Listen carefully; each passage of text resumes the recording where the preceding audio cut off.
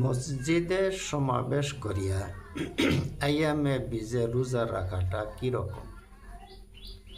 শুনেন, আইয়ামে বীজের রোজা অর্থাৎ চন্দ্র মাসের 13, 14, 15 তারিখে রোজা রাখাটা মুস্তাহাব। এটা খুবই ফজিলত আছে, এটা করতে হয়, কিন্তু এর জন্যে মসজিদে সমাবেশ করাটার বিধান নাই।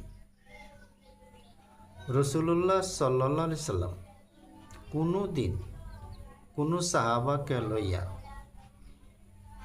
মসজিদে থাকিয়া এতেকাফ করিয়া এই রোজা রাখছেন না। এই জন্য যারা এই রোজাটাকে মসজিদে উঠিয়া এতেকাফ করিয়া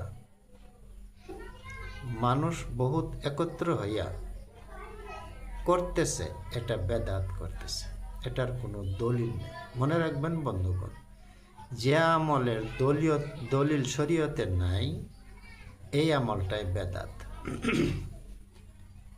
বেদাত যারা করে তাদের রাসূলুল্লাহ সাল্লাল্লাহু আলাইহি সাল্লাম কিয়ামতের দিন সুপারিশ করবেন না, হাউজে কসরের পানি দিবেন না। ওই সমস্ত মানুষের উপরে হুজুর সাল্লাল্লাহু আলাইহি সাল্লাম বেজার। এদের বিষয়ে যে হাদিস আসছে, এই হাদিস হিসাবে ওদের জাহান্নামে যাওয়া ছাড়া, জাহান্নাম ভোগ করা ছাড়া জান্নাত পাইবে না। কত বড় কথা! এই মানুষগুলা দেখতে ভালো, ওরা জাকিরিন, কিন্তু শরীয়ত হিসাবে ওরা দোষী, ওরা জাহান্নাম ভোগ করা ছাড়া জান্নাত পাইবে না। আশা করি বুঝছেন।